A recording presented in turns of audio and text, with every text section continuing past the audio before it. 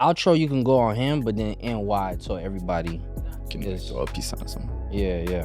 All right, we're good to go, y'all. Everybody good? Let's do it. All right, we locked and loaded.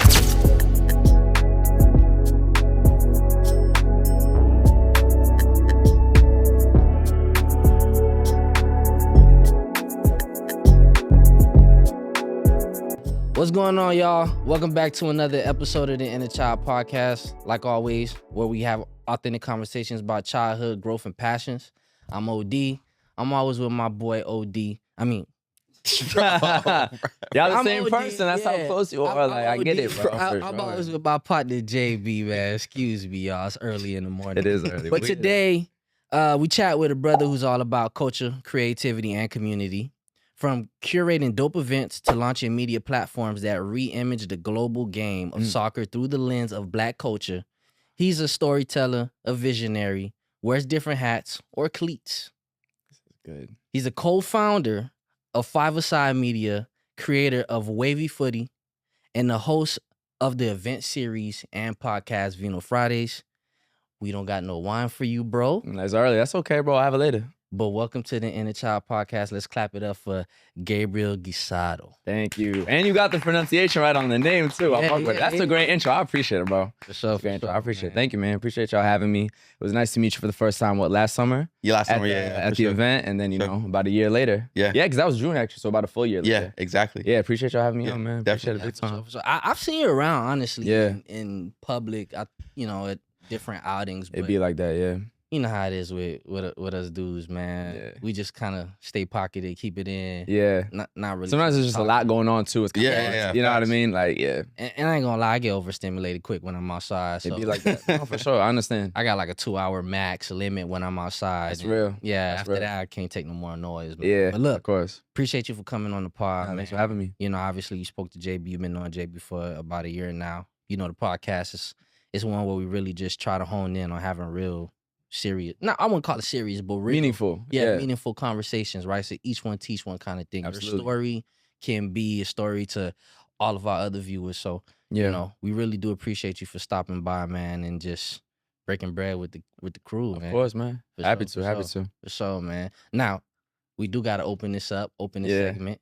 You know, this is how we always, Okay, let's hear it. Let me see it. Right? So, real simple, bro. You know Okay. what I'm saying? You're a well-dressed brother, right? I see appreciate you it. be having I it appreciate on, it. man. Right? We call this segment Drip Check. Drip check, okay. Right? And it's pretty simple, man. Yeah. You know, you tell us about the fit. Okay. You know, how you was feeling today, what made you put the ensemble together. Okay. You know what I'm saying? Just, Okay, let's do it. So start up here. We got Uno de 50 bracelet here, necklace, and then Ian charms. A little Casio watch. Right. So I was actually doing a quick little promo video for my event later. Right. Mhm. And my signature things on my TikTok, I always have like a tank Mhm. and then my chains out. So I had that, but I was gonna actually wear another shirt, but I'm like, let me just put a jacket over it. So I was like, okay, that's gonna be the fit today. Okay. This is Cotton, which is actually an Egyptian streetwear brand. And I did a Okay. video for them actually on the same couch wearing the same jacket. So that's a little full circle moment. Daily Paper, this is a Black-owned Dutch African brand. Okay. They have a super cool store that unfortunately closed in New York, but they're doing super well in Europe. And then Represent Chloe on the sneakers. I think that's everything. Tough. Man. That's hard, man. Yeah. That's hard. The Yeah. fabric sounds expensive. Free right here. So Hey. free right here. So yeah. You know, we love good PR, man. But yeah, Yeah, nah, man. definitely. Appreciate you for hopping on. We're gonna course. get right into it. So Yeah. let's rewind the tape a little bit. You know, course. OD mentioned like everything that you kind of, have going on now. But Yeah. I want you to take it back for the viewers, just like talk about your upbringing, Yeah. like your early passions, inspirations, Yeah, that for kind sure. of made, who you are now. Like what made you evolve into the Gabriel Yeah. you are now today. Yeah, for sure. So I'm from New York, but upstate New York, very, very different than the city. What part of our state? Ithaca. Ithaca, okay, Specifically, okay. more specifically Dryden. So like Okay. very, very small area. Yeah. I didn't really experience anything big city until I was about 9 or 10 Mhm. when my sister moved to Columbia, for her education. She's been here since then. So she's been in New York for 17 years. But that's actually when New York City slowly became my home away from home. So as a kid who was kind of in the middle of nowhere and everyone around me is very isolated, it was very dope for me to have the outlet of New York City, which is arguably the world's most important city, and then consistently be coming here growing up, which kind of gave me that dual perspective of the small town and the big city. And then, so I'm half African-American and half Spanish. And so you were in the Spain jersey, you know what I'm saying? Got that star on there. So Yeah. one of the biggest things for me, obviously my passion is football, soccer, football.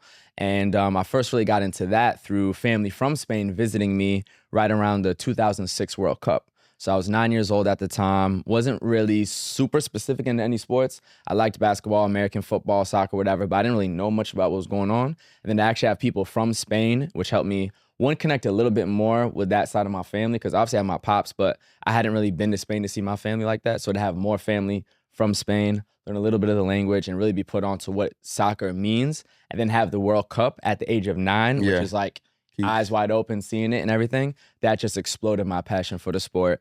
And also made me specifically a Real Madrid fan, the best team in the history of all sports. Look at the numbers. So yeah, from there, that next fall, right after the World Cup in the summer, started playing soccer and just was like a supernatural athlete, dribbling through everybody, going crazy. And then that became like my first childhood obsession, I would say. And I'd say probably obsession, not even just passion. Like, you know when a kid and you just like super into something? I just became a soccer head heavy. I didn't even want to see a football or nothing. I did like basketball, but I was just stupidly passionate about it. And then, yeah, just played all the way up until 18. And kind of just always realized that as I was playing it and watching it and experiencing the sport, my voice was never really there, meaning the African-American perspective was severely lacking in soccer.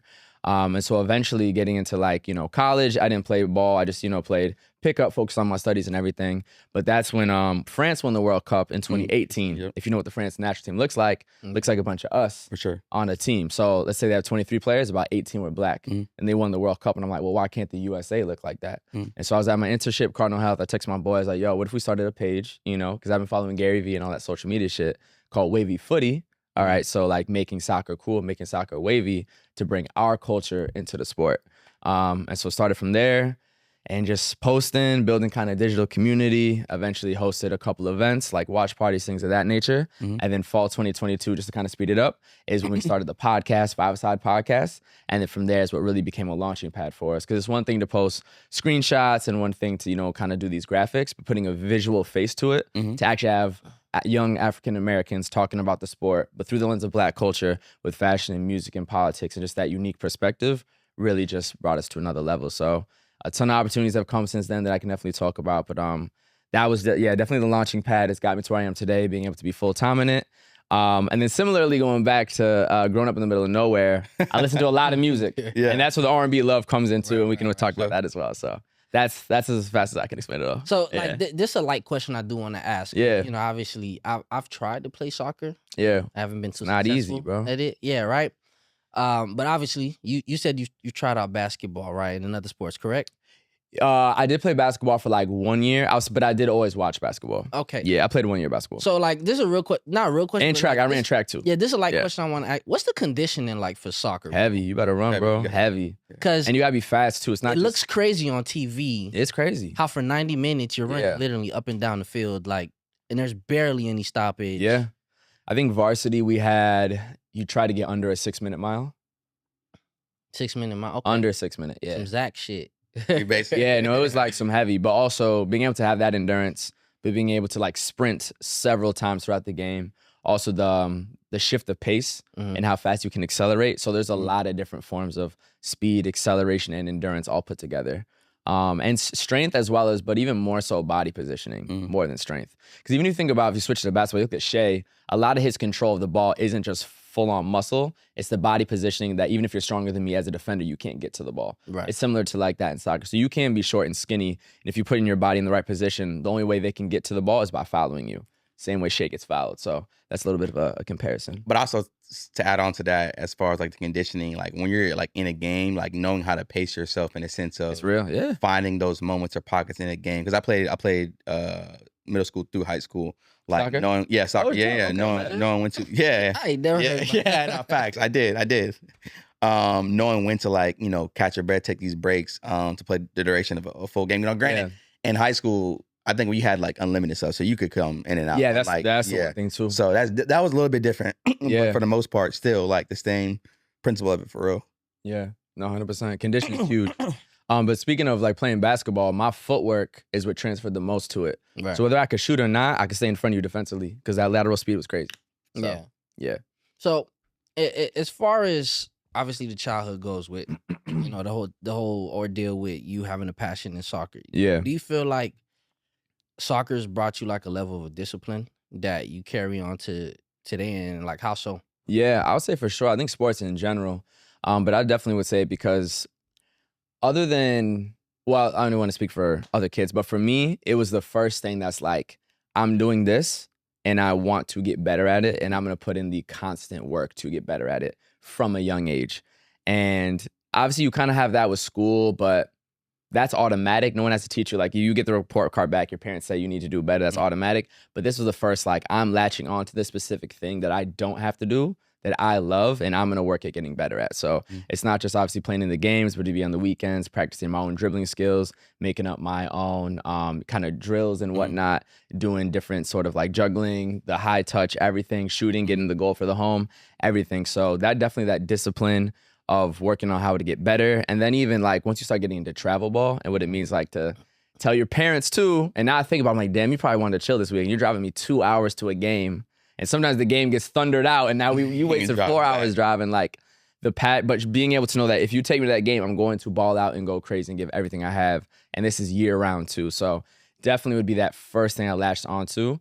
And that same discipline eventually passed over into school and then all my entrepreneurial activities for sure. And I think a lot of athletes can relate, or former athletes get to that. Yeah. And like I said, I mentioned I've never really like physically played soccer. Yeah. Except like backyard. Yeah.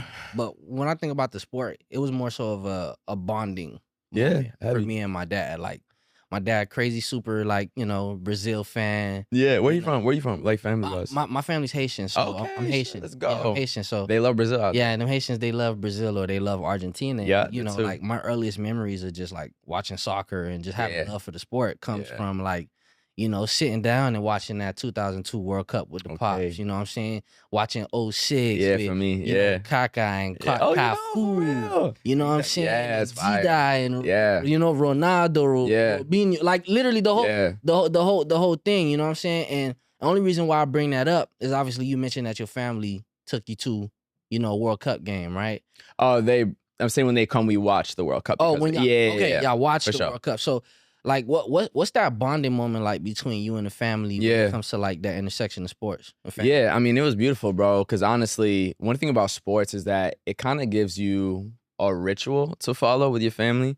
Because following that season, we got like the TV package to watch the club year. So Real Madrid was the team that I became a fan of because of my family from Madrid that visited. Yeah. And it becomes this like every Saturday morning or every Sunday morning, we're sitting together on the couch. Parents have the coffee. I've got an orange juice. And we're sitting there present for 2 hours to really experience this game, experience this team, and just enjoy the passion together. Right. And it just becomes the same sort of thing that when I go home to visit them, we're doing that same sort of ritual. Real Madrid just had a Club World Cup a Club World Cup game yesterday.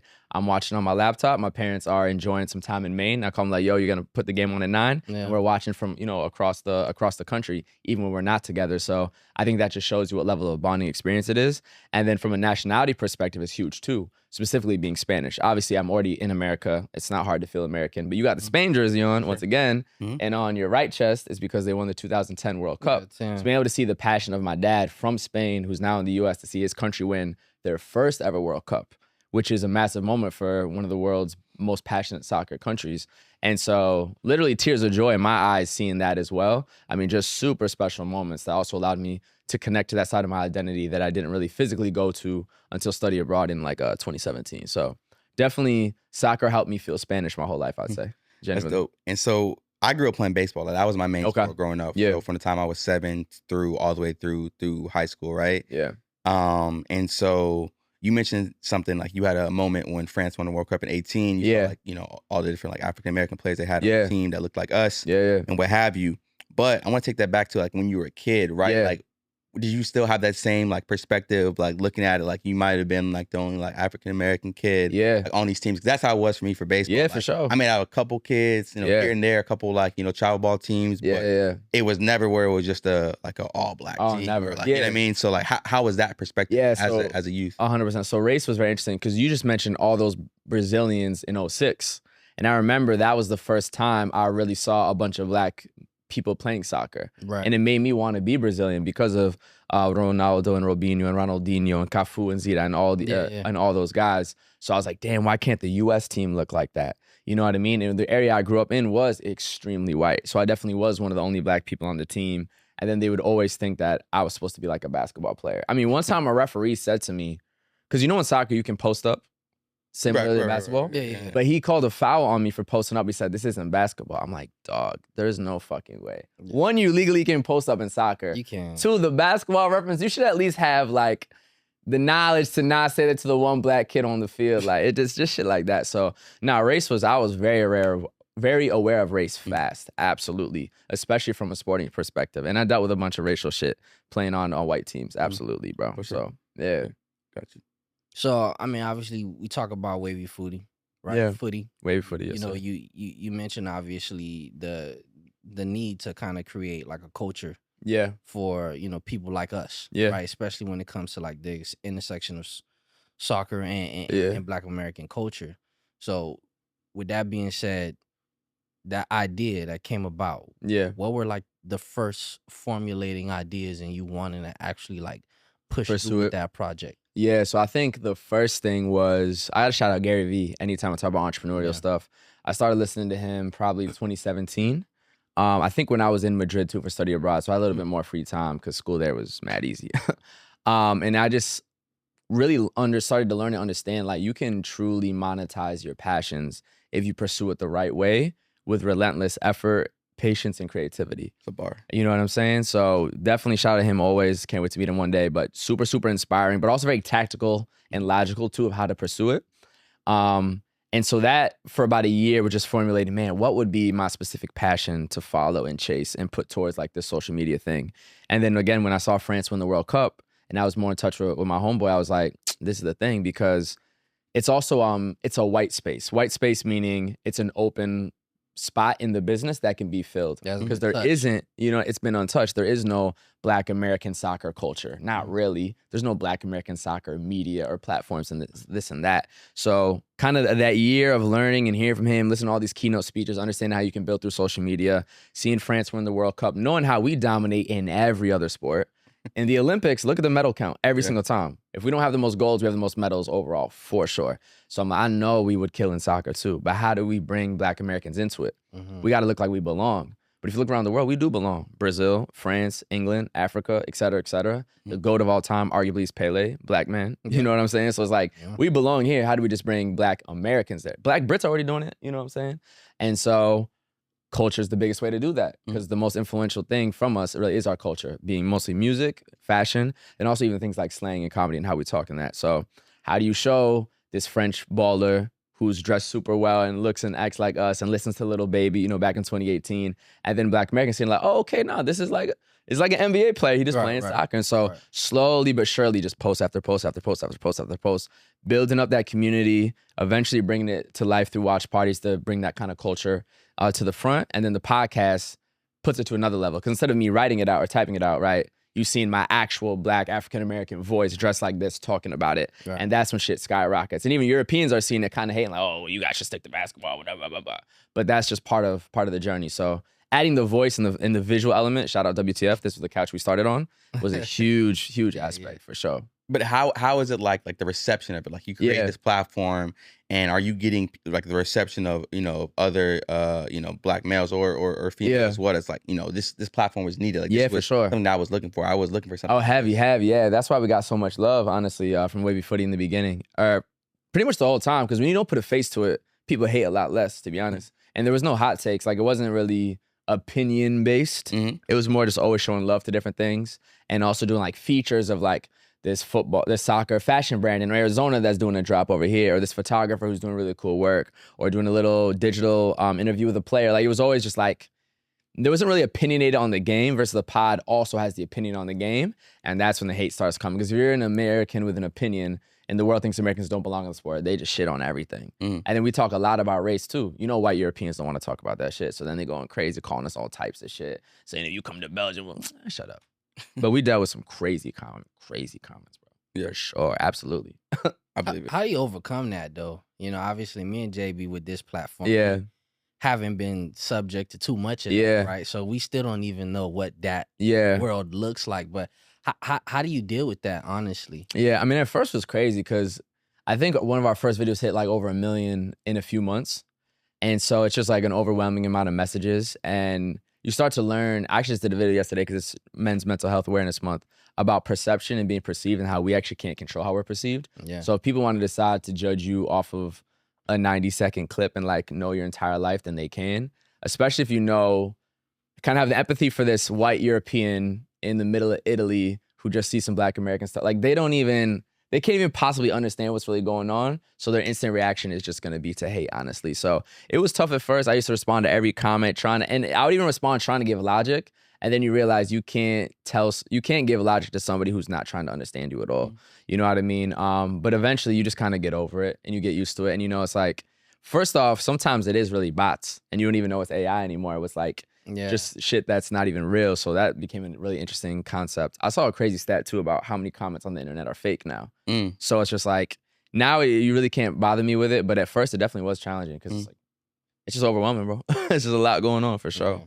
So you mentioned like that white space that you were trying to fill with Wavy Footy. Let's switch it to the other side and five side. Like what was the white space that you were trying to fill with that? And like what was the goal, intention, and purpose behind five side? Yeah, I would say for real, it's the video element. And if the way social media runs now, if we had never switched to doing video, like again, being in this studio, I don't know where we'd be because that's the things that just get the most views, honestly. And I don't even mean that from like any sort of clickbaity thing. I don't think we've ever produced any clickbaity content, but just the best way to get out your message now is through video. Even if your face isn't in it, a video is probably better. So if you're someone into graphic design, carousel might not do as well as some sort of visual aspect sort of thing to get it out there. So I thought putting a face to it is much more impactful too. It's also more personal with the audience. So the Black American audience, we've received so many messages about, oh my God, thank you. This is the platform I've never had to listen to. You know, I'm a Black kid alone in Kansas. I'm with all these white kids, but listening to y'all is like feeling like I'm talking with the homies at the lunch table. That isn't the same if you don't put your face on it. So the connection to the people, I think, is a lot more. The impact is more. We've been able to reach a lot more opportunities with how we've been connected with different leagues, met different broadcasters, things of that nature. And it just becomes more versatile because eventually, right, this is all on YouTube, social media, but it could go linear to TV. It could go to streaming partners. Like that's a longer term vision. So adding the video element is just a whole nother way. And also we had already mastered the graphical standpoint. We've done the 3 to 4 years of straight just images. Adding video is just also diversifying that. So I think that was probably the biggest thing, and it's really amplified us a ton. What's been one of like your proudest moments so far with side over these last few years? Yeah, this is probably the craziest thing. So shout out Nivea Men, which is one of our sponsors. They're the official men's grooming partner of Real Madrid. So my childhood club and probably the biggest sports team in the world, I would say, club-wise. And we did activation with them in Chicago last summer. And they actually flew us out first class to Chicago, covered our hotel stay, which was right on, I think Lake Michigan is called. Oh, no, not Lake Michigan, the water. I know what you're talking about. Yeah, right on the water, the riverside, whatever it is. Beautiful, beautiful area. And we got to meet Roberto Carlos, actually, the former Real Madrid legend, one of the best soccer players. You know him too, one of the best soccer players of all time. So I have a photo with him. I dapped him up in a little video, and like being able to monetize my passion authentically, which resulted in me getting sponsored by the team that sponsors my childhood club, getting flown first class with my homie Kendrick. We were in that shit with the leg room, never done that in my life, to Chicago. Beautiful hotel. I'm meeting Roberto Carlos. I'm just like, that just was chef's kiss, like crazy, crazy, crazy moment, honestly. And I want to say on something you said about, you know, again, we talked about passion, right? Yeah. I think you said, you know, maybe I said this before, like we started recording, but like now you're able to do, you know, monetize and you know, completely full time, you know, do this is what your passion is, right? Yeah. But I feel like sometimes people look to get into, you know, certain industries, areas for the wrong reasons, you know, just, you know, solely money or solely this after. Now, don't get me wrong, like you need, you know, money, finances to do day to day, but like just touch on like how you genuinely, you know, started this platform, and then it turned into something more than what you possibly could have thought initially, right? Yeah, that's a fact. No, I mean 100%, bro, because first off, before you make the money, it's not even about doing it for free. You have to do it while losing money. So every time we stepped in, once again, WTF, we're splitting from our own pockets every single studio fee. And we started off recording almost weekly. And then when the World Cup came fall 2022, right when we started, we were doing almost every 3 days an episode. Oh, wow. So and we're not making any money from it. So you know how that's burning your pockets, multiple hours, multi-angle, everything. So that's just cutting through. So it's Posing my shit. you know what I'm saying, bro? So it's like I love that, maybe not meme, but that graphic. It's the guy like in the tunnel, he's mining, and he's one strike from the diamond. Walks away, right? He walks away. Yeah. And it's like you never know when that thing is gonna be. And it's really like driving, 150 miles per hour full speed, and you in a tunnel and you don't know where the light is. Yeah. But you know it is somewhere there. And if you keep driving, Yosemite, the sun is out, the cloud, everything beautiful, right? So it was just a lot of self-belief and just a lot of knowing that we have the product and eventually we're gonna find the way to monetize it, whether it's through a partner, whether like a sponsor of physical product, whether it's through a league, getting connected. And then I think the first time we got paid, I believe, was by a Body Armor. Okay. And so MLS All-Star was in DC that summer, 2023.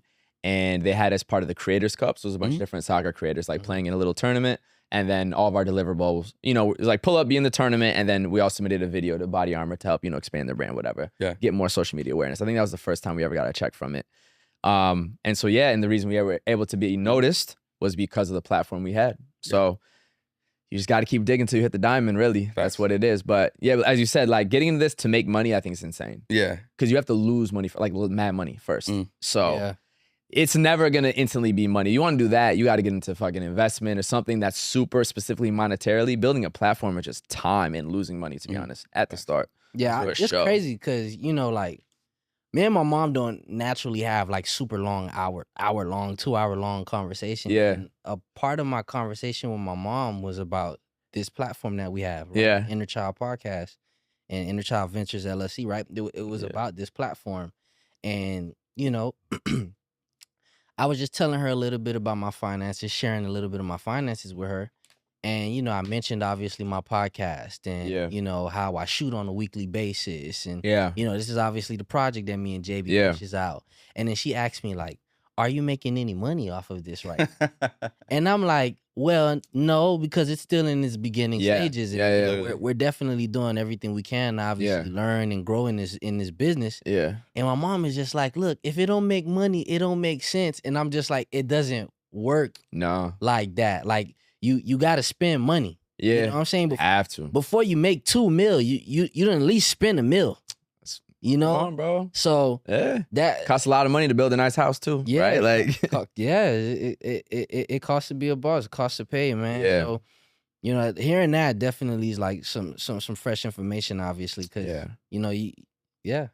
No, 100%. WTF in the receipts, Yeah, it's a fact. And then just through that too, just a lot of learning experiences for like, how do we make the long form better versus how to use certain clips? How do we make it faster? What are the graphical ways to get people's attention faster in the clip? Like all the little things that you can do, captioning versus not. Like we really mastered what we have and then also figured out that, for instance, niche topics in the soccer space actually do the best more than the kind of trending clickbaity stuff. It's really been the random stories we have that no one else has. And we put the great graphics behind it. This crazy shit going on in Germany, 500K. You know what I mean? So that was one of the cooler things too, is that like, it's niche stuff that's going crazy. It's not trying to be clickbaity. It's not a hot take. It's not some bullshit. It's really some interesting stuff. So it's been really cool. For sure. So continue on, like touch on Vino Vridays, right? Yeah, for sure. You do this on a weekly basis, or is it like, it just depends on? It's like kind of weekly, because now I'm doing other cities, so I say I average at least 2 a month. 2 a month, okay, that's solid. Yeah, that's solid. Something like that. So just talk to our viewers, our listeners, our audience about Vino Vriday and the whole thing. Yeah, so Vino Vriday, my other alter ego, no, from soccer to R&B. You know what I'm saying? Yeah. So Vino Vriday is I call it a brand now more than just an event. So for sure, through the brand I have events. I do media, so I have the Vino Conversations podcast, and also I'm always talking about R&B on social media. And then work with artists as well. So I've had them perform for performances. I've interviewed a few of them as well, looking to do like singles and album release parties, things of that nature. And then also wine being the select beverage. So it's kind of events, media, music, and wine. And I started this just out of the feeling for myself that new age R&B specifically, I feel like is a super underrated genre right now. I feel like, when I went to R&B parties before I started my series and even my brand, You see R&B on a flyer, you're gonna hear Usher, Fantasia, Keisha Cole, all this older stuff, Boyz II Men, et cetera, et cetera. And shout out our legends, we absolutely love them. But how come I'm not hearing nearly as much Bryson, SZA, Brent, Party Next Door, even some of Drake's R&B stuff that's not as popular as, you know, his rap? Like, where is this, you know? And where is even just like putting me on to new R&B artists when I'm outside? How come I don't go outside and hear something new? Oh, let me Shazam? Like, I feel like it was just severely lacking. It's like R&B didn't die in like 2011, you know what I mean? Yeah, it's so, a new wave, and I don't think everybody is. Like, you know what I mean? It's not the same. And one of the reasons is because the death of 106 in Park, I would say. Oh, yeah. You don't have a simple countdown that's kind of telling you what's hot right now and creating this overall mainstream sound. The sound is like really fizzled out like this, and you have to find your pockets through social media, Spotify, TikTok, etc., YouTube videos, like, and that's why people are able to build up crazy niche fan bases you didn't know about. Like, I've never seen you. It's because there is no centralized music location. So I think that's what's affected probably R&B the most. And so I just wanted a place for that to be experienced outside. Hence the Vino Vridays, Vino meaning wine in Spanish. Friday is just Friday with a V for alliteration.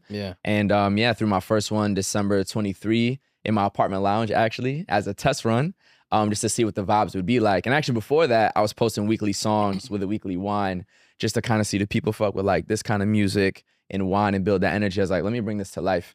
Did a test run in my apartment lounge, made it private, had like 75 people in there, sipping wine, listening to all this new R&B, curated the playlist myself.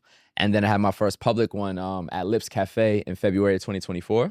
And then, very nervous to do my first thing. Like, I've never hosted anything in nightlife. I'm not a DJ. I play the music myself from a playlist. I'm a photographer, so I was also the photographer, and I was the host. I didn't even have a door person. I didn't have a posh or party for nothing. I used Cash App. Like, I really just out the mud. I did everything, made the flyer, promo, everything. And I got 100+ tickets, sold it out. So it was my first one. And then from there, it was just full steam ahead. I met you at like my third ever public one. That was your third ever Only my third ever public one. That's crazy. I thought you was like been going for Nah, bro. Just kept going. I didn't even do nightlife like 10 to 4 until September 24. Okay. So that was the Rep Pavilion, and that's a whole nother pressure in terms of filling up the spot, bar minimums. But that was one of my best ones too. And then since then I've done Philly a couple times, LA. I'm going to DC next month. About to announce that later today. And it's just super expanded, honestly. So where does that come from though? Because were you like growing up naturally just like more of like a extrovert, like you're social? Like where does that come from? Because to completely go from not hosting an event at all and you know you're doing like this, that's a good trait, good skill. That's a fact. I mean, I don't even know, bro. Sometimes I feel like I was very shy early on. I feel like soccer opened me a lot to confidence. Not even confidence, just being like more vocal because you have to talk with your teammates and everything. And then I felt like, sounds kind of funny, I got super extroverted when I removed my glasses for contacts when I turned like 14 or 13. You know, so I came to school, but I had like this blue, I remember, who the A's, the Atlanta Braves? Atlanta Braves, light blue. Who's this new kid? I was like, nah, it's me, bro. Like, people actually know. I feel like that would mean a lot. So I started becoming very social, but I wasn't like the chatty patty little kid the whole time. I was definitely used to be shy. But definitely opened up through high school, was very social in high school and college. And then actually I think the five-a-side media, being on camera all the time, already having to deal with being perceived and hosting soccer events kind of opened me up to like, okay, let me just do this in my other side. And I already was hosting a lot of like pre-games. Like I was like the go-to pre-game person. I was always trying to ride the troops to go out. I'd have a big birthday party, things like that. I just hadn't put any real branding or thought behind it. It's just fun with the homies. But I was always that kind of social person where I could pull it to a game night by myself and make friends. I've always been like that. But it's like host the big events. I had to get into a new mentality and just fucking lock in because it's different when everybody's new at the spot. With the pod, by the way, we just want to shout out to our girl Tots. You had Tots on the show. Oh, Tati? Yeah. That's the homie. That's the big homie for sure. Yeah, nah, for sure. Shout out to her. What's up, girl? Nah, she big time. But nah, like I wanted to touch on something that we talked obviously about off air. And then, you know, you just told me that recently you decided that you would take this whole media space that you exist in full time, right? And you know, I mentioned a little bit like, damn, like that's a chance, that's a big chance, that's a risk, you know what I'm saying?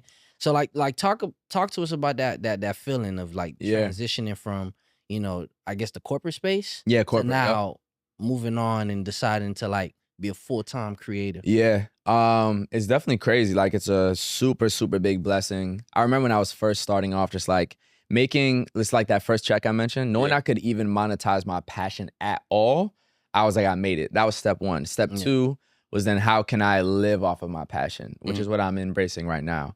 So just the feeling to even feel comfortable to leave my full-time job with 5-a-Side Wavy and then the R&B stuff with Vino, it's just an incredible feeling. But yeah, definitely a lot of pressure, a lot of anxiety, just because it's like that check, bro, that bi-weekly nice corporate shit you built for 5 years is the gone. Benefits and everything. The benefits end this month, June by the end. Oh, we're on 27th of June. July, I'm by myself. I didn't figure out insurance yet. Like, you got that. And it's just, even just like working with friends and knowing that a lot of time we talking is like, all right, when's our next check coming? Like, so yeah, there's definitely the financial pressures. There's even like the time pressures and how you treat your day, because your day isn't 9 to 5. So when do you wake up? Like yesterday, funny enough, I actually slept in accidentally, woke up at 10 a.m., but I had a super productive day. I had one of my most productive days in a long time, and I worked until like 12 or 1. So like your days can look different, and you have to have a different relationship with your time. There's more random things that can pop up and completely differentiate what you were about to do. And now you have to pivot and adjust and kind of go with the flow. But then you also have to have the discipline to not let too many things pop up and take you. So it's like your relationship with time changes, your relationship obviously with finances. How do you cut back? But then at the same time, how do you really think in a properly abundant mindset, knowing, because I was saying, where's that next check? But you know it's gonna come. You know that next thing's gonna come. You know that in 2 more months it's about to be this opportunity. So it's the biggest struggle, honestly, I would say, is more mental than anything. But I still feel great about it, still push through, absolutely. I think prioritizing sleep, fitness, health has been a great piece for me to like have that peace of mind through all the chaos.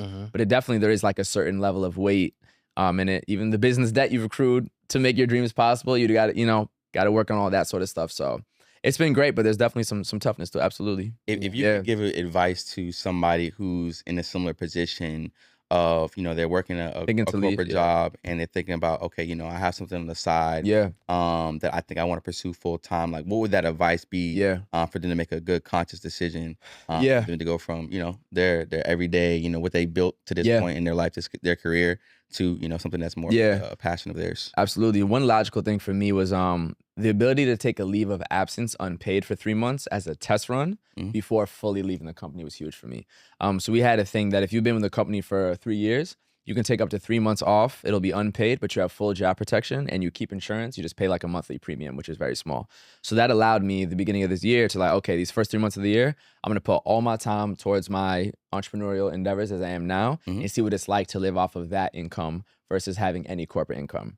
Then went back to the company. It's consulting, so I didn't get back on a project. So after a few weeks, and then I cut the ties. Gotcha. So if there's any sort of leave of absence that you can take that allows you to give a test run with still having job protection to know what it's like to live off of that, I think is really good. But it also is dictated by how much savings you have. If you have crazy savings, you might be straight for 6 months, right? That's completely different than what I had. There's also, some people have even more savings, haven't even started the business, quit the job, then start the business with nothing. You know what I mean? Versus somebody who built on the side. So, and then also depends on like, how much are you currently monetizing? How much do you expect to monetize in the future? And what's kind of your business strategy to continue to grow and scale and grab from different pockets? So I think it's really important to understand where you're currently at, what's your longer term vision for your entrepreneurial endeavors, and then is there any sort of safe test run you can do to get a taste of it before fully committing? So I think for me, that was a nice transition to not just out of nowhere, you know what I'm saying? So that's real. And you kind of just touched on like now, like your time, right? But with Wavy Footy, with 5-a-Side, with Vino, like how do you balance all of your time? Like what kind of keeps you grounded and focused between all these different endeavors? That's a good point, man. I mean, it's honestly just a juggle and just trying to understand. Not sometimes, my checklist and entrepreneurs, our checklist is always never ending, truly, because you theoretically could be doing something at all times, which is why you also have to get over productivity guilt, which is another mental battle, knowing that like you can't work all the time, bro. It's actually not good for you. And you can't feel bad when you're chilling watching Netflix with your girl or something, or you want to go to your friend's birthday, just because theoretically, yes, I could be hitting up a DJ or booking a venue. It's like, that's not a healthy way to live. So you got to get over productivity guilt. But in terms of balancing time, it's knowing like, okay, what do I actually have to do today? Because there's a million things I could do. So what actually needs to get done? Okay, I need to edit the long form episode, thumbnail, description, timestamps. I need to get this flyer out, run an ad on it, and then get one post on Wavy for this photographer. Okay, that's actually all I need to do today. And then I can get to the rest of my list because, again, so much of it is arbitrary. Let's say I have a content plan for myself and I want to post this monthly series of whatever. Like, I just made that up that I want to post that. So do I actually need to, you know? And it's like, or do I just want to? And why do I even want to? You know what I mean? But I know I need to get the episode out. I know I have an event on Friday I got to promote. I know. So I think it's like, what do you really need to do? And then what comes after that? And trying to understand how to logically structure your to-do list is important because the to-do list never ends, you know, which is also some of the beauty of it too. But you know, it's crazy because now that you're saying it, I could put a word to it. Yeah. But I definitely suffer from like productivity guilt. Oh, it's real, bro. And it's real. I've talked. You talked about it last episode. I talked about this in the episode that we just recently dropped. Yeah. With a few of my guys, and I always feel like I work so. I told you I mentioned like the last 3 weeks I've been literally working almost every day, and then this week is like the only time I've honestly had a opportunity to just reset. But even in this space, sometimes I always feel like, now that I've had a week to reset, like, I should still be sending out a shitload of emails. Like, why am I watching TV? Yeah. I can go ahead and go on Instagram for like educational purposes and get in touch with somebody else. So like, how are you like overcoming that? And I know you talked a little bit about prioritizing, your responsibilities. Yeah. What's that real feeling like going through, productivity guilt? And over, trying to get there? I mean, no, it's definitely, again, it's Men's Mental Health Awareness Month. It's a real feeling, and it's a real feeling that a lot of us Black men around this age bracket, I feel like especially feel. Because one, there is like, you put the pressure on yourself, but then there's societal pressures around it too. Then there's the fact that if you are in the full-time entrepreneurial space, there's the financial pressures of like, you do need to be a certain level of productivity to get that next bag, whether it's in the media stuff or it's in the events, or I know you said you do some fashion thing. There's also, freelance, videographers, et cetera, et cetera. So the pressure is real, the feeling's real, but I feel like getting over it is to understand that your life is not meant just for work. Like, it's simply not. And someone, I kind of talked a little bit earlier about the abundance mindset to have when you're on this entrepreneurial journey.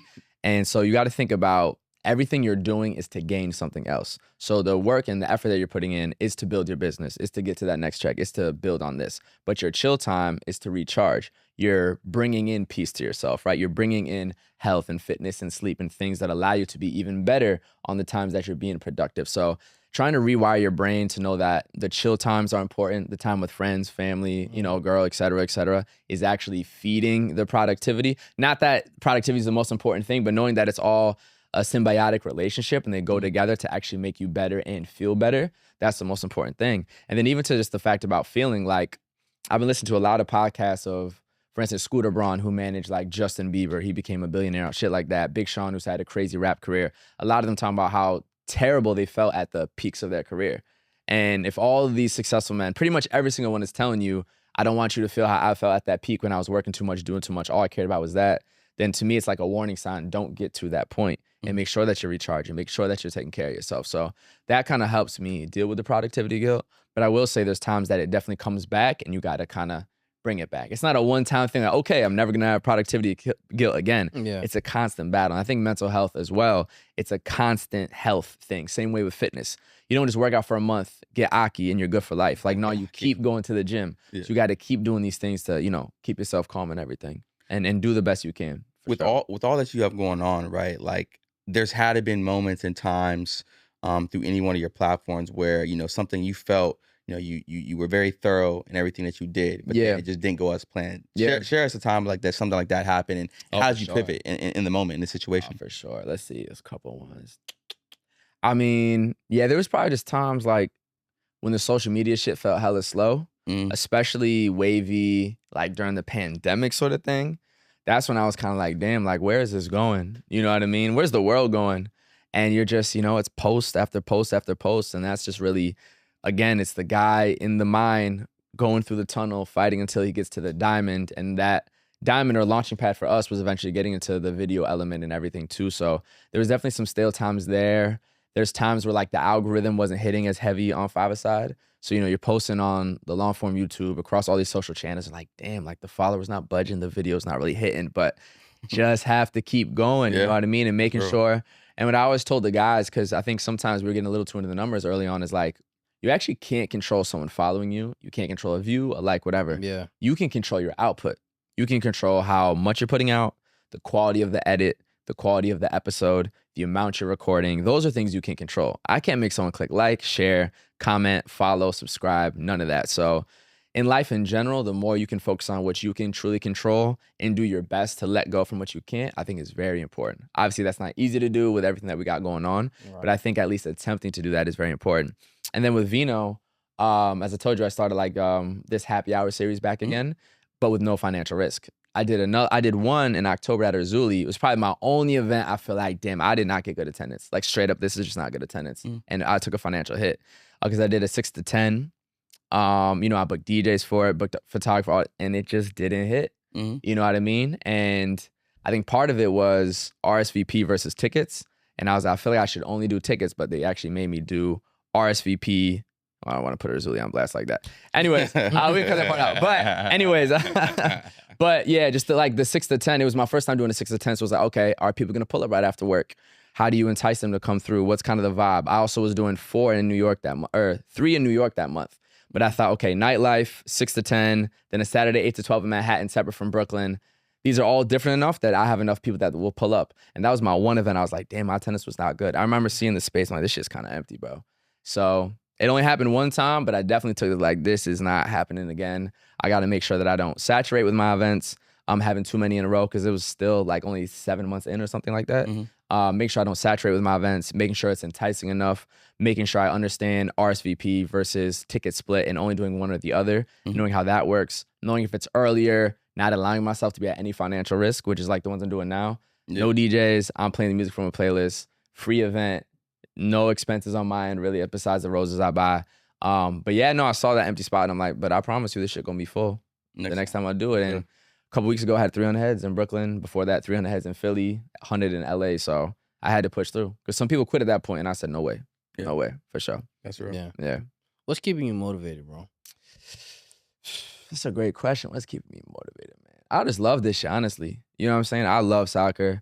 I love the culture that we have going on. I told y'all about the Steve Nash event I was just at. Yeah. Like a 3v3 soccer tournament. You got Steve Nash, some NBA players. Kevin Love was there, Greg Oden. You got these former national team players, some of the current women national team players, this legendary Dutch player. You got the New York City youth that are playing. You got this girl who nutmegged the dude. My video got 2 million views, going viral around the world. Just like, that's just like football culture, soccer culture. Being able to contribute to that through content, through social media, through the podcast, going to games. We went out to Mexico, LA, all types. I just love the culture of it. Being able to monetize my passion for that is crazy.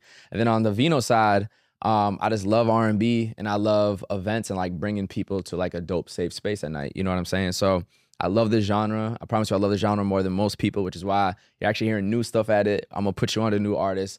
I'm going to talk about the new artists. I'm working with new artists. Like, I really love this genre, not just the old shit. So that motivates me. I just love bringing people, again, together in a room to have a good time, a safe time, especially as people kind of lack community right now. So that definitely pushes me to continue to help out with that, absolutely. One key thing we focused on this platform is growth, right? Yeah. And so with that, like over the years, how have you grown to where your idea of success has changed over the last, let's say couple years? Yeah, absolutely. That's a great question. That's a really good question. Sometimes, speaking of that, you have to kind of remind yourself of how far you've come. And also that even success, again, back to the word arbitrary, it is very arbitrary. You set your own standards for it. You know what I mean? Like I just said, I had 300 people at the event. I could negatively put on myself, why didn't you have 400? Why didn't you do both floors of the venue? Why didn't you know what I mean? Like you can always make up a reason not to be successful for yourself. So I think it's important to understand how much of the human experience is completely arbitrary. But the way I say success has changed is just with Five-A-Side, for instance, we rebranded to Five-A-Side Media. So the fact that we do so many different things, I think changes our success. And we want to make sure that we're filling up all these buckets. So we have the podcast and the social media and content with fans. But then we do events and activations. We just did a watch party with Nivea Men for the Club World Cup. We did a big Champions League watch party final at Dembala, completely packed that out. We did a tournament with a team from La Liga, so we want to fill that bucket out. We're now getting into like long-form documentary-style content. Shout out our boy Sebastian. He went out to Germany and England to film some stuff. So it's like, I think for success for that isn't necessarily numbers, but more how are we filling all these buckets of everything we do because we're not just a podcast anymore. And then for Vino, is just making sure I'm pushing okay, how much am I pushing the pod portion of it? Well, first off, the events, you know what I'm saying? Making sure it lives in a bunch of different ways. So for instance, I have the happy hour one right now where I'm playing the music. I had an art event a few weeks ago, which was also went really well. So the whole area was set up as like a black art gallery while the R&B was playing. We had live installations, live painting, conversation cards for community building. So that was like super creative. But then I have my nightlife ones. And then my most recent was old school versus new school R&B party with a lip sync battle for a cash prize. Like, how do I just keep it moving different, feeling in different spaces than different cities? So I've now done New York, LA, Philly, about to go to DC. And just making sure I'm keeping it, you know, different cities, different vibes, but still keeping the core to it. And then continuously, of course, pushing, like talking about new albums, talking about new artists, and making sure I'm including them as well, whether that's interviewing them here, having them perform, you know, eventually want to get into like album launch parties and stuff like that. So more just pushing like the culture of each one of those brands than necessarily any like numeric value to it. No, that's real. You touched on something too just now there. I actually recently saw this I want to say it was an article. It was more of like a mini documentary. Okay. And it focused on Tougaloo College. They just started a men's soccer team. So it's HBCU, Okay. right? Yeah. So essentially, not all HBCUs have you know, soccer teams or soccer clubs at their respective schools, but they just talked about like the grind it took to even like bring a soccer team to an institution or a college like that. And I think that'd be something really cool, you know, for y'all to do. Oh, to like wow. focus in on the culture of soccer at you know, historically black colleges and universities. That'd be really cool. No, that's so great in the moment where you should. Nah, that's a really good point, bro. We definitely thought about stuff like that. I think we have some contacts at the Howard team, Howard's men's team and women's team. But yeah, no, that's a whole nother thing. That's a whole nother way to get into the community too, 100%. And there's initiatives like Black Star that's working to help the black youth get more into the sport in a more accessible way. They have a bunch of sponsors as well, so that's like a proper 501(c) charity. But yeah, no, that's the grassroots level stuff that America needs more of. Because one of the reasons our team doesn't look like that is due to the finances it costs to play. For sure. It's something I didn't even get into earlier, just how much it would cost to be in academies and stuff like that. So it's a great point for sure. Yeah. That's fine. That's fine. All of this is dope. And you know, what when I hear you speak, I mean, obviously, you know, you've obviously been blessed to encompass a lot, right? When you first started, like I said, this space that you're in, did you see it developing to what it is right now? Yeah, bro, I've always dreamed big, for sure. I've always dreamed big. I always knew that it was just gonna be some special shit, bro. Honestly, you know what I mean? Like, I don't know. I just knew it could happen. I knew it could happen just from the beginning, listening to that Gary Vee stuff, understanding if that you're passionate and talented in an open white space. Again, it's like this big canvas, but this is the portion that you can paint in. I just knew that I could do it. I knew I could do it in the soccer space. And then the more I went out, the more I saw what was going on within events. I was like, I know I can throw this, especially in R&B, especially if y'all not tapped into the new stuff, especially if y'all not willing to have artists come and perform that are up and coming, especially if y'all not trying to interview them. And like the R&B media, I could just tell like it wasn't there. I know I can do this. I've always been like a music head. Like I knew Drake was gonna pop when I was 12 years old. Kendrick, J. Cole, I predicted. Bryson, I found Don't on SoundCloud in like mid 2014. I remember telling everybody freshman year of college 2015, yo, when this Trap Soul album drops, I'm telling you, this dude Bryson's next R&B. Like I know that music shit. I know soccer, I know culture, I know media. I just knew I could do it. So yeah, I've always believed in myself. My parents wouldn't have it any other way, so I definitely know I can make it. Who was Gabriel 10 years ago, and what would your younger self say to you now, present day? Sheesh, he'd be gassed if he saw me. What? He'd be so fucking high. You crazy? Let me say I'm 28, so 18. How was he? He was good, bro. I mean, excited going to college, you know, leaving from a smaller town to, I mean, Rochester's a small city. You went to RIT? University of Rochester. University of Rochester. Okay, my mom's from Rochester. My mom's from Rochester. That's what I asked. Yeah. Garbage plate, you know what I'm saying? You know about the garbage plate? She grew up in Penfield. Okay, you know about garbage plates? No, I don't. Ask her about the garbage plate. That's like the signature Rochester food. Gotcha. No, but I mean, yeah, I was doing well. Did well in school. Went to a good school. Studied biomedical engineering, which is a crazy degree. So I was about to embark on a very tough journey educationally. But I was about to be a kid that really, really was going to reach new levels of confidence. And it was actually education that did that for me, because I did 2 summers at Cornell researching just some crazy medical stuff that I didn't know anything beforehand. To be able to do the presentations I did in like 8 weeks after, I was like, I can learn and do anything I need in life.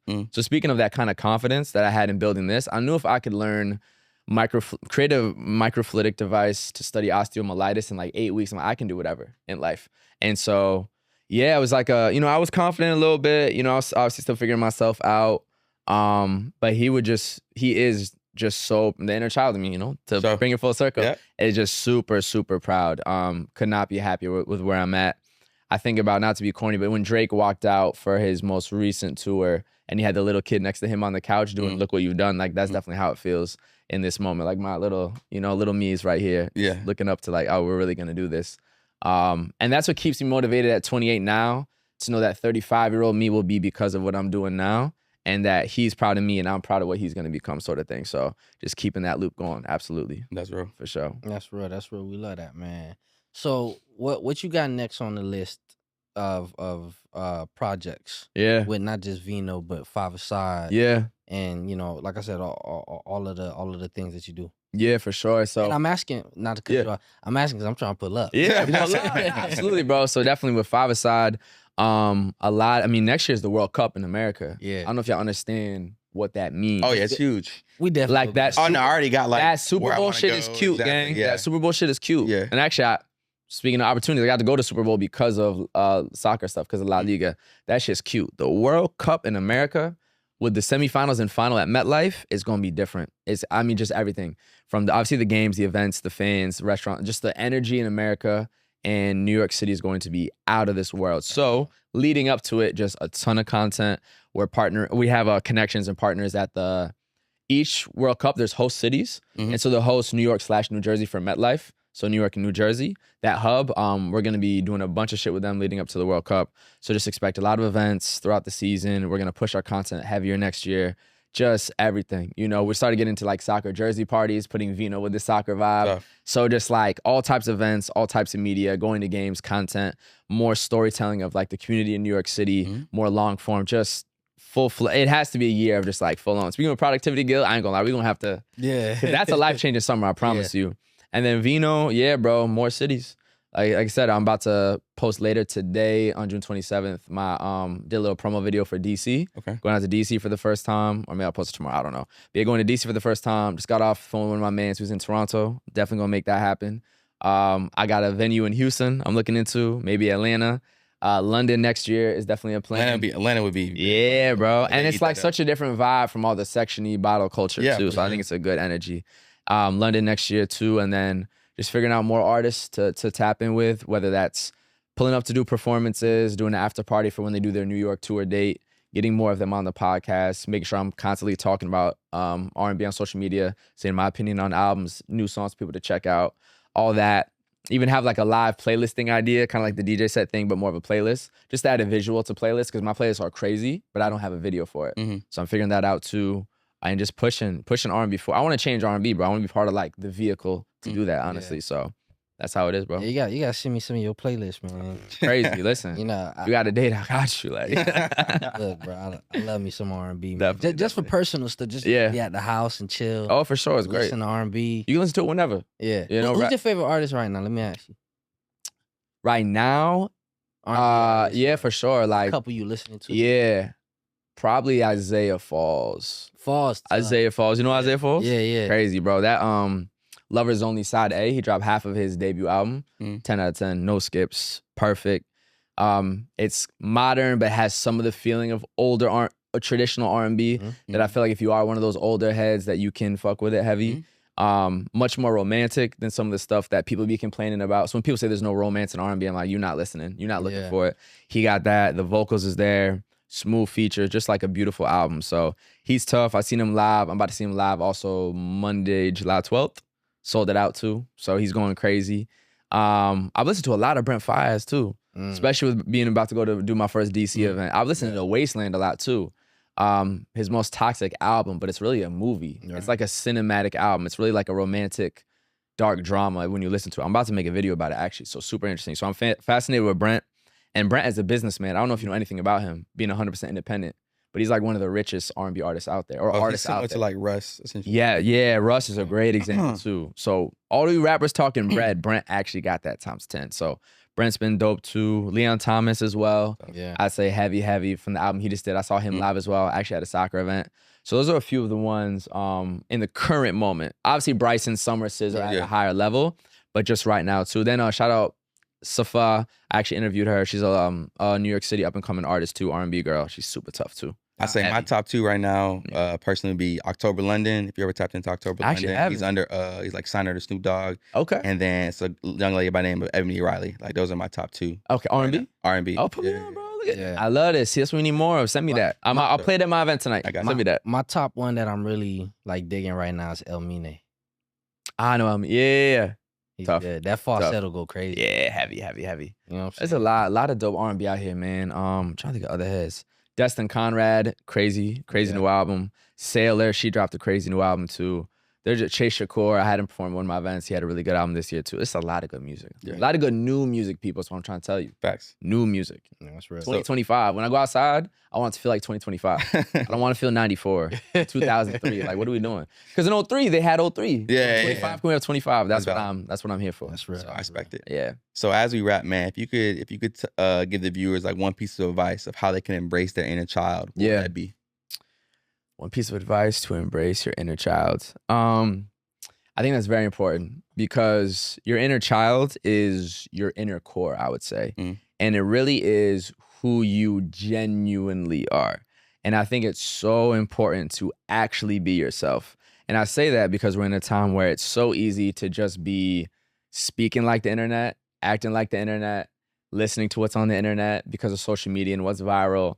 And now all you're saying is what the helly, and you're just listening to whatever trending thing, you're just doing whatever trending dance. You actually start to dissociate and lose yourself.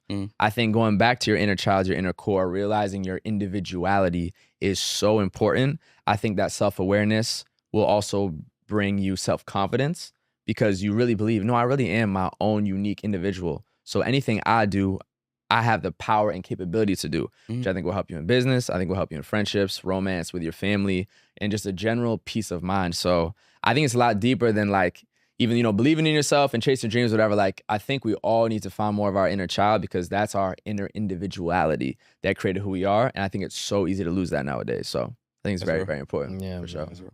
See, and that's one of the things I appreciate the platform that me and JB created, man. Like, it's just such a fruitful conversation. Yeah, this is great. It's dope. Just to hear different point of views, and, to see how people tackle life, motivations, and, just y'all language, man, and different kind of things that, y'all have to say, man. So, we thank you for coming on the show. I appreciate y'all having me. This was a great conversation, man. This was great. Nah, Loved thank it. you. Gotta do it again. Listen, y'all didn't ask me no BS questions. I love that. I love that. Thank you. I'm like, oh yeah, that's good.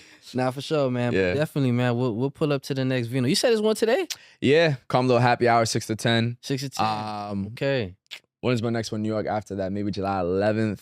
I probably won't do nightlife till August. Okay. I kind of like letting it breathe, and then it's like, we're going to do some crazy shit. Yeah, no, I definitely got to push up soon. Yeah.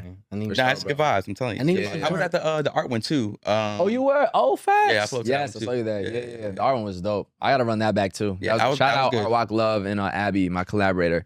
They pulled out so many stops for the art shit. That was incredible. Yeah, that was dope. Yeah, I'm back and I'm pulling up, bro. Yeah, bro. Many more to come. Don't worry about it. Many more to come for sure. Man. Yeah. But hey, man, to our viewers out there, make sure you guys tap into everything that Gabriel's got going on. We're gonna drop all of his ads for Vino, for 5-A-Side, for Wavy Footy below and in our comments as well. But again, man, we appreciate you for coming on. I appreciate you having me. Definitely a fruitful conversation, like OD said. Heavy. So you can check us out at Official Inner Child on YouTube, TikTok, and Instagram. And always never forget to embrace your inner child. Until next time, I'm JB. That's OD. Peace. See y'all. Peace.